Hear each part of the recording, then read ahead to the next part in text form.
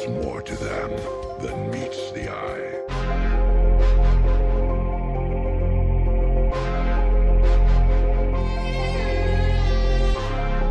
Yo, what's up? It's your boy Tori Kitty. Come and check out what guest I got with me on the Star Corner.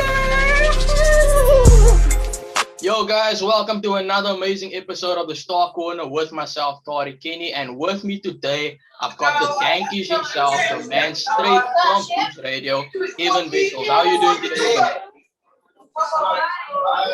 Yo, dude, I'm good. How are you, man? I'm good, man. You are the first guest that I've ever had that is doing his interview from a restaurant. You mind telling us what restaurant you're at right now? I'm actually at Rascals. It's like my local. I came here straight after work, ran away from work early. I was like, look, I'm on the road. Let's get this interview done. Proper Dankish style. That's how we do it. Lekker. What does the name Dankish mean actually?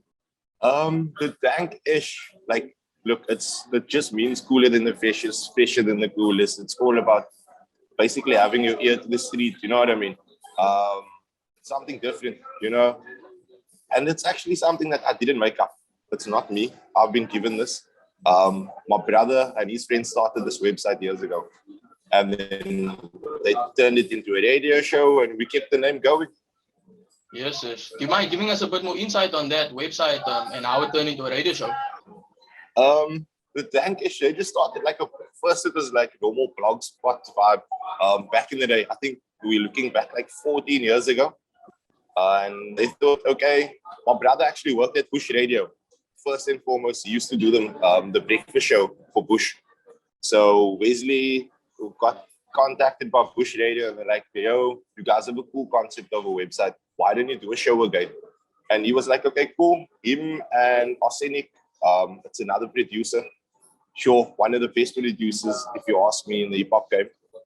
And Lucy Paul, another DJ as well. They started doing the Dankish, and I just went from there because I think the community needed something with a bit of spice, you know what I mean, a bit of flavor, something more interesting and diverse from what we usually hear out there. Definitely. Before I want to dive into the rest of the stuff and the topic about Push Radio and all of that, I can see, and I'm sure the guests can see, that you're a pretty chill guy, you're pretty cool, you're a respectable person. But one thing that I've noticed in my research is that you are very frivolous. Do you mind giving us a bit a hint of your childhood and what that was like? Yo, you know, it was a bit of a. I was always that energetic, naughty lighty. Let me put it to you that way. I'm gonna be straight and honest. I know you had my cousin Buskasi on one of your shows previously as well. Buskasi will just laugh. My childhood was I was just catching on so much nonsense. Basically, hyperactive, running around, terrorizing everybody. Younger than me, I grew up in Fairways. Came from like very big family bond, and also close knit community as well. So the friends that I had back then, I still have now. So yeah, that played a big part of me. It's like the whole loyalty concept of growing up, man. And who you keep around. You always keep around the right people. But yeah, I was very naughty. I still am very frivolous. Always up to mischief, but now, you know, we can't do too much. We can't be too frivolous anymore. I need to settle down a bit. But yeah, avid soccer playing in my childhood as well. All about the football life. And now it's just, now it's more about music than anything else. Sure, man. I could definitely see that, you know, as I was scrolling down, I could see that maturity in you. And I could see now this guy's settling down now. Definitely maturing, stepping into a new light. But being someone that was frivolous back then, did you always, like you say, you were into soccer and stuff like that? Did you always see yourself as a radio presenter, or were you going into something else at the time? Look, in all honesty, this radio thing fell onto my lap, if you want to put it that way. Because when my brother and them were doing the show, I wasn't part of it yet. And my friend and I, Dean, we were always on the bass music scene in Cape Town. It was, I'm talking about 10 years ago, there was the subcultures of bass music, and we knew everybody in that scene. So my brother said, why didn't you guys do a takeover? You guys know all the people, all the DJs there. You know the scene well. You know the music well. Get involved. Do it every second weekend for like an hour. And that's what we did. It was given to me. But then, I mean, being a presenter, being on radio, it came naturally for me because I got thrown in the deep end at Push Radio when I was like 13. I was part of Crew, one of the teen programs as well. So the idea has always been there, in a sense. You were talking something about now the bass production. For those of us who don't know, like myself, what is that about? So bass music, it's a genre, but there's so many sub-genres in that one genre. You know what I mean? Dubstep, drum and bass. We're talking about UK funky, garage music, deep house, Afro house, everything. It's what a lot of people call EDM. It's actually bass music. So that's a real part. It is more of an underground culture. No, not at all. Not at all. I respect dances though, because it's a thing. That's one thing I can never really do. Yes. Okay. So we spoke now the fact that you are someone at Scribbler, and I respect you and commend you for this part. When there's something bothering you, you take your platform to speak out about it. For example, gender-based violence, which is something that I really respect. But kind of a double question for you is, why is it so important for you to use your platform to speak about something disturbing you? And then on top of it, because I notice you get passionate, and being someone that can be quite vocal off air, how do you control yourself from not letting those nasty words slip out of you? Look, my main thing is always be true to yourself. So if something's bothering you and you have the platform to voice it, or to speak your mind, then always do it. You're not supposed to be silenced. We in a world where like people want to be silenced, or they're too scared to speak about a specific thing because maybe it's a bit taboo, or maybe it's like nobody else is doing it, so we do it because it needs to be done. You know what I mean? I'm not scared. I don't want to hold back. It's a thing of not holding back about anything. And I think like when it comes to swearing and censoring myself on air, I've been doing radio that long that I know I need to. Even though I'm passionate about it, I know that I'm not going to slip up and let like one swear would go, because then I'm in trouble again, even for doing something right. Yeah. Do you feel like more media? But look, Sorry, continue. No, like I think, especially with the gender-based violence thing, it needs to be spoken about, and I've been doing it for a while on the show. I really had to. There was so much self-control that went into those posts, and like being on air, just watching myself there. It was just like, okay, you did well. You kept yourself a bit more calm. You know what I mean? Right, man. Now I really respect you for that. That's actually why I want to ask. Sure. Do you think that more presenters and more media platforms and radio stations should be speaking about the actual underground things instead of speaking about what they think that the people want to maybe hear, which is celebrity gossip and stuff like that? Of course, they need to be more vocal about real things and real issues, because if you have a platform, speak about the real, speak about what's going on in our country, speak about these things so that they can be heard all the time. That's the only way we can actually make a difference or change things. If we keep quiet about it and keep talking about the nice things that are happening, like this stupid celebrity gossip that I don't even take note of, it's pointless, man. We're living in a fake world. And that's my point, and like my opinion. We're living in a fake world, and so we're hiding away from what's real. And like, especially in SA, gender-based violence is a pussy thing. It's intense. We need to actually take a stand, and like, not enough men also are doing anything about it. And that's why I say, like, when women are saying men are trash, I was behind that, because we are. Yeah. We trash, we're not doing anything. And like I said, if you're not part of the solution, then you're part of the problem. Exactly. I agree. Yeah. If you had the power, it's kind of out of the box, but if you had the power, being someone that's passionate about many things, if you had the power to change something in Cape Town specifically, what would you change? Yo, that's a tough one. What would I change in Cape Town specifically? Um, sure. It's gonna have to be education. I think, but also when I say education, I mean it in a broader spectrum of also educating boys at a young age about certain things, about what's right and what's wrong daily, because that's where it starts. Definitely. So yeah, and wait, one more thing.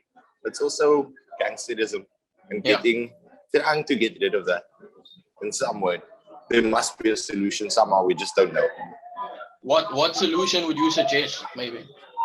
See, that's it. That's the thing. I've always thought about it, but for gangsterism itself, these ladies are seeing the glory of it. Man. They see the glamorous side, the money, this, because they come from a really underprivileged background where they have nothing. So I don't even know where to start. They need more positive role models first and foremost. The youth need more positive role models to see like that come from where they come from, with like to come from nothing, and they need those role models in their face all the time. That's one simple way. Yeah. Nah, love it, man, love it. And something, we spoke about music at the beginning. Sure. You are obviously very passionate about music and Cape Town music and Cape Town artists specifically. Why is it so important for you? Yeah. And do you think Cape Town should notice the hidden talent, and why is it so important for you to showcase that hidden talent on your platform? Look, the thing is, we have so much talent in Cape Town, especially in the music scene, especially from hip hop as well. The thing is, radio plays popular. Radio plays what record labels are paying them to play. You know what I mean? That's how it works in the radio industry. Not that push radio is a community radio station, so we can do what we want. So now I've got this platform. Why must I go play some, let's say, I'm gonna be quoted on this, but it's fine. Why play Casper Nyovest or Nasty C when I can play a track from Crowbars, that's from Parkwood, that's making it happen, or from Heavy G, or the list is, I don't want to name too many because then the guys are like, hey, no mention from me. No, I agree with you because but since his Casper's already at the platform where he has so much money that he can sustain his family, he can donate to charity. Nasty's at the platform where he's overseas, and yes, it's good to listen to their music, but at the same time, there are other guys that used to be where they are. Of course. They used to be at the point where other guys are right now. And if we continue speaking about, we want South Africa's entertainment to get bigger and bigger, we can't just keep it by focusing on that little guys at the top. We need to start bringing the big guys from the bottom all the way up. So I commend you on that. What do you think that hidden artists or artists that are not known, what can they do to start getting discovered more? It's about understanding the marketing point of view when it comes to music and the business side of music. More of a strategic viewpoint and knowing how to work the entertainment industry, because business management in music is a big thing. People get effed over all the time because they don't know how to manage themselves. They don't know how to get paid, or they get somebody that's going to mismanage them and they're not going to get through to the right channels. So it's all about that. Having a strong team behind is a good thing as well. You need a strong team to help you. Why do you think Youngster's as big as he is? It's not just him. There's the whole of YG. There's so many people behind that nobody knows about. Yeah, definitely.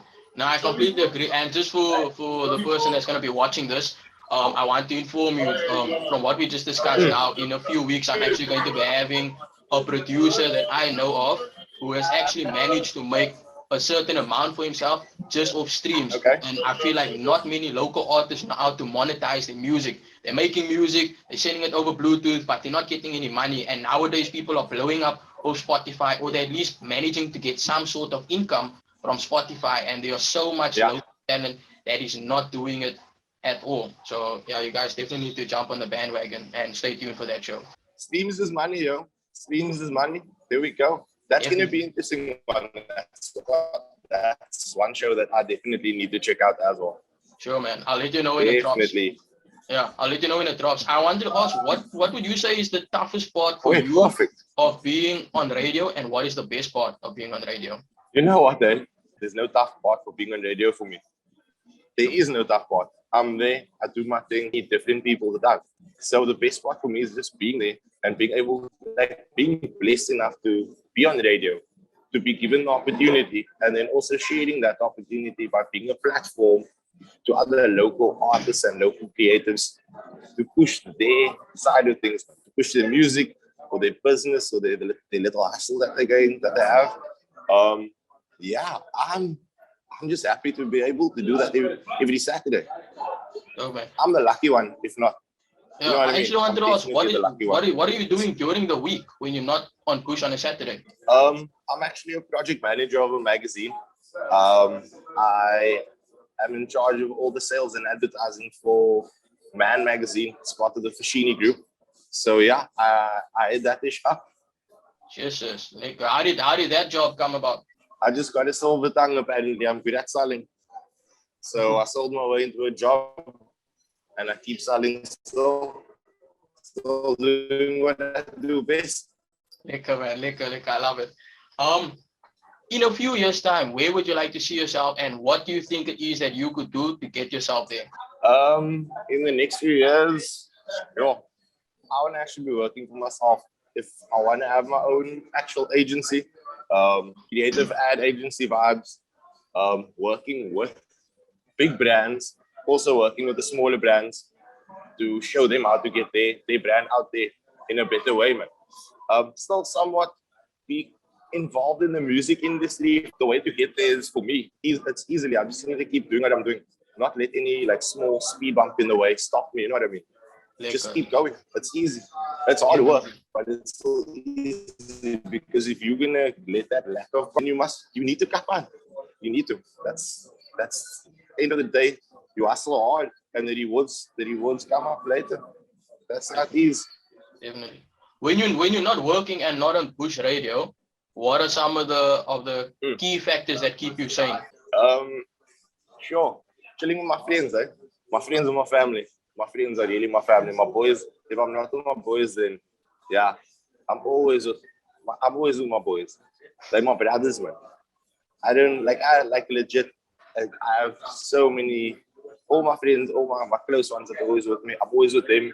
We're praying, having drinks, doing the usual, watching the footy, watching whatever sport is on. And I would say you used to go jolling a lot, but there's no more jolling. Please, people, don't go to these jolls. Stay at home and order. Go somewhere more chilled and wear a mask and sanitize. Is it because of COVID But that you don't go jolling anymore? I'm very chilled and like I used to be wild back in the day. Okay. I want to ask, is it because of COVID that you don't go jolling anymore, or is it something I'm that not changed? in a joll mainly because of COVID. Definitely. Do you feel like COVID opened up your mind? Also, yeah. Are you there? no, I'm saying like I also stopped jolling before COVID because. Can you hear me still? Yeah. You just broke up a bit. Okay, I'm here. You were asking? Oh yeah, you can continue when you were saying you stopped even before COVID. Why was that reason? I think I just got bored. I got bored. There wasn't the music that they were playing, the events that they had. It wasn't the same anymore. The vibe wasn't the same. I think it's just my time to rather be in a pub than in a club. Definitely. Okay. Yeah, last question. In an alternative life with your personality traits that you have and the type of person that you are, and you're not allowed to be on radio or being the public officer of a magazine, what is it that you think that you would be doing? I'd probably be a psychologist or something like that. Or a lawyer. One of the two, psychologist or lawyer. Definitely. Love it. Yeah. Always helping people out, you know what I mean? Yeah, I can see that actually. Yeah. Anyway, Evan, I just want to say thank you so much for taking the time out to join me. My first guest joining me from a restaurant. Thank you for what you're doing for local people, because it's become something I think over the past 2 years that I've become very passionate about as well is about lifting up the hidden talent that we have, because we have so much hidden talent in this country, and I feel like we are slowly going in the right direction. Like if you look at series like Netflix on series from Blood and Water and that, and what our artists are doing, but I feel like there's so much more, and there needs to be more people like you about the things that are happening in the streets, uplifting the local artists and that. So thank you so much, and just continue doing what you do. Yo, it's only a pleasure. Thank you for allowing me this opportunity. And then quick one, were you not in Blood and Water? Did you not make a cameo there somewhere? So a cameo is when you're speaking. So I didn't get the cameo. I got it's called something feature. So you get a background feature, and then there's another one. So I got a feature. Yeah, that's how it happened. Yeah. Nice. Big ups. God, man, thank you. Anyway, enjoy the rest of your day also, man. Away. Shot, man. You too. Have a liquor one. You too, man.